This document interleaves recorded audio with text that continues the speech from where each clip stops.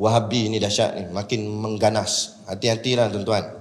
Ya, kita nak jelaskan pada masyarakat, bukan ustaz-ustaz kita atau ulama-ulama kita bergaduh-gaduh, bukan. Kadang-kadang orang dia tak faham. Ni apa nak ustaz-ustaz ni gaduh, yang ni kata dia, ni kata dia. Bukan pasal kata mengata, tapi nak menegakkan yang hak. Ada di kalangan yang mengaku-ngaku asatizah, pakai jubah juga, berjanggut juga, tapi dia menyatakan sifat Tuhan itu dengan salah. Maka ulama-ulama ahli sunnah wal jamaah menegakkannya. Contoh, Wahabi mengatakan Tuhan tu di langit. Nah, okey, saya bagi satu contoh. Saya ambil hujah yang Ustaz Engku buat. Nah, baca dalam ayat Quran Ar-Rahmanu ala arsyistawa. Dia ambil terjemahan totok-totok sebiji dia terjemah. Ar-Rahman, Ar-Rahman tu maknanya Allah. Ala atas, arsy arash, istawa duduk. Dia ambil terjemahan tepat-tepat. Jadi akhirnya dimaksudkan situ Ar-Rahman yakni Allah duduk di atas arash. Okey. Jumpa pula sepotong hadis sahih. Dalam hadis kata sepertiga malam Allah turun ke langit dunia. Saya terjemahkan terus. Sepertiga malam Allah turun di langit dunia. Sepertiga malam ni lebih kurang pukul 3 ke 4 pagi macam itulah. Waktu orang bangkit tahajud. Jadi dikatakan Allah turun ke langit dunia. Sekarang persoalannya, Allah ni di mana? Langit dunia ke? Allah turun ke bumi ke, atau Allah duduk di langit? Sebab adalah hadis kata Allah turun. Ayat Quran pula kata Allah duduk di atas arah. Kan? Lepas tu pula, sepertiga malam tu bukan sekali berlaku, tetapi setiap masa. Kenapa setiap masa? Sebab bumi ni berputar, berpusing. Contoh tadi kita semayang maghrib. Ada di negara lain sedang semayang maghrib sekarang ni. Contoh kita, kalau ada sahabat kita yang nak buat haji ni berada kat Mekah sekarang. Adakah sama waktu dia dengan kita? Boleh jadi kita sekarang maghrib, mereka asar. Sekali kita mayang isyak, mereka pula maghrib. Jadi maksud saya, waktu maghrib tu sekali je ke? Atau sentiasa berlaku maghrib? Maghrib tu sentiasa berlaku. Sebab bumi ni berpusing. Begitu juga, sepertiga malam tu sentiasa. Jadi bila sentiasa, maknanya Allah duduk di bumi tu lah. Lepas tu katanya Allah di langit pula. Ada mana satu? Kita tanya dia. Dia jawab macam mana? Kadang-kadang Allah naik, kadang-kadang Allah turun. Pula dah. Lepas tu kita kata tidak, Allah tidak bertempat. Kerana tempat itu makhluk. Ada seorang sahabat saya, dia ngaji pondok dulu. Lepas ngaji pondok, dia ngaji sebuah universiti. Tak nak disebutlah di mana universiti tu, kan? Tapi dia mengaji sebuah universiti tu. Akhirnya lecturer dalam universiti dia tu ajar, kata Tuhan di langit. Dia dengar pelik sebab dia ngaji pondok tak begitu. Dia pun cuba angkat tangan, dia kata, ya Syekh, kalau dikatakan Tuhan di langit, saya nak tanya, langit tu siapa cipta ya Syekh? Syekh tu kata langit tu Allah lah cipta. Kalau Allah cipta, makna langit tu makhluk. Ya, naam, kata Syekh. Kalau Allah cipta langit, maknanya sebelum langit tu dicipta, langit tak ada. Masa langit tak ada, Allah kat mana? Sebab dikatakan Allah di langit. Tapi langit tu dicipta Allah sebab dia makhluk. Bila dicipta, makna asalnya tak ada, kemudian baru ada. Jadi masa langit tak ada, Allah kat mana? Syekh tu pun pening-pening gitu. Akhirnya Syekh tu pun jawab, fi hawa, dia kata, di atas udara. Udara pula. Tanya dia pula, dah udara tu siapa cipta ya Syekh? Udara Allah cipta, Allah Husawi, dia kata. Allah lah yang cipta udara. Jadi sebelum udara dicipta, Allah kat mana? Pula dah. Akhirnya dia kata jangan banyak tanya, tak elok, tak ada adab, dia kata. Pula dah. Padahal dia tak boleh memberi jawapan yang betul. Sebab apa? Sebab tidak betul. Allah tidak berhajat kepada makhluk. Kalau Allah memerlukan langit untuk dia duduk, bermakna Allah berhajat kepada langit. Allah perlukan langit. Bila Allah perlukan langit, itu sifat makhluk. Perlu, memerlukan. Perlu ni menunjukkan lemah. Sebab dia perlu benda tu, baru dia boleh.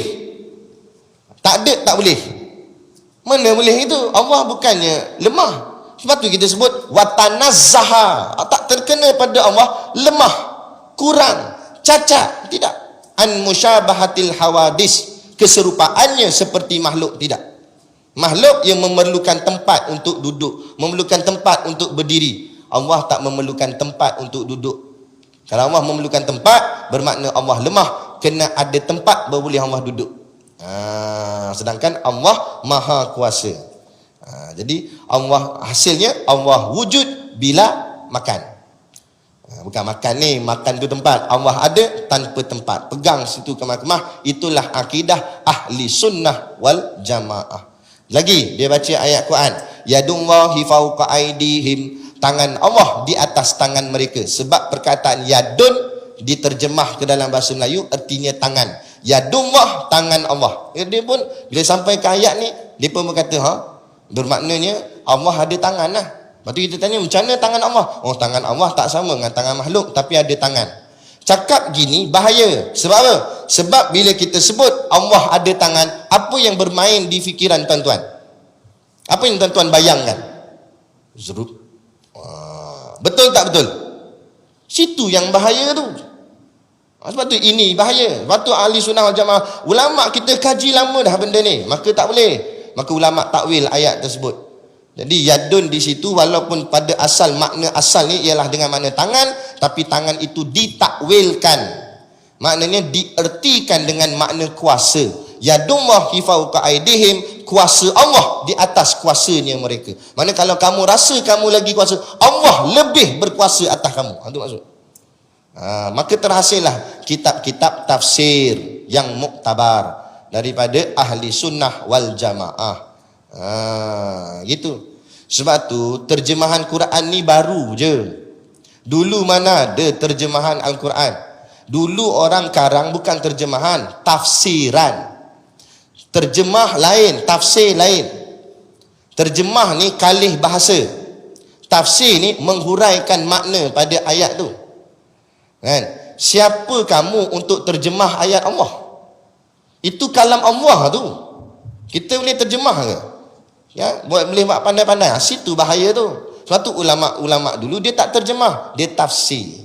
Makna tafsir ni apa dari segi ilmu yang dia faham, dia tafsir apa makna ayat ni. Boleh jadi tepat, boleh jadi mungkin tak tepat, tapi tafsiran sahaja. Itu makna tafsir, menafsir. Dan ulama yang layak untuk mentafsir ayat Quran bukan sebarangan orang. Yang ilmunya tinggilah dari segi ilmu lughah. Kan? Banyaklah kena belajar ilmu bayan, ilmu mantik, ilmu nahu, ilmu sorof, ilmu badik. Tu. Ni ikut kuliah sebulan sekali, lepas tu nak tafsir ayat Quran. Loh, telan pil kuda ke benda? Mabuk mana? Ada pula. Mana boleh? Kan? Tak cukup mengaji tinggi-tinggi baru dia boleh faham. Gitu. Jadi hati-hati. Jadi mengatakan Tuhan bertangan, Tuhan bertempat, ini menyerupakan dengan hawadis, musyabahatil hawadis. Serupa seperti makhluk, maka bila serupa seperti makhluk jadilah lemah, maka kita rad Tuhan tidak lemah. Ni bahaya ni. Sebab tu masa dia membida'ahkan kunut subuh, membida'ahkan yasin malam Jumaat, membida'ahkan wirid zikir lepas semayang, bukan kata kita boleh terima, tapi boleh tahan lagi. Kita tak sampai tahap nak hardcore sangat. Kan? Kita bukan boleh terima, tapi maksudnya okey tak apa lagi lah. Sebab barang-barang tu barang-barang sunat. Tak buat pun sah. Tapi bila dia main soal akidah, ini tak boleh diam. Sebab ini boleh merosakkan kepahaman bagi masyarakat mengenal Tuhan. Jadi kenal Tuhannya dengan jalan yang salah. Tuhan ada tangan, kan? Tuhan duduk di langit. Tu berat tu, bahaya tu. Sebab tu kita kena tegakkan. Sebab tu kita kena sebut benda ni tak boleh, benda ni tak betul, kan? Sebab dia berkait dengan soal keimanan, soal akidah. Bahaya.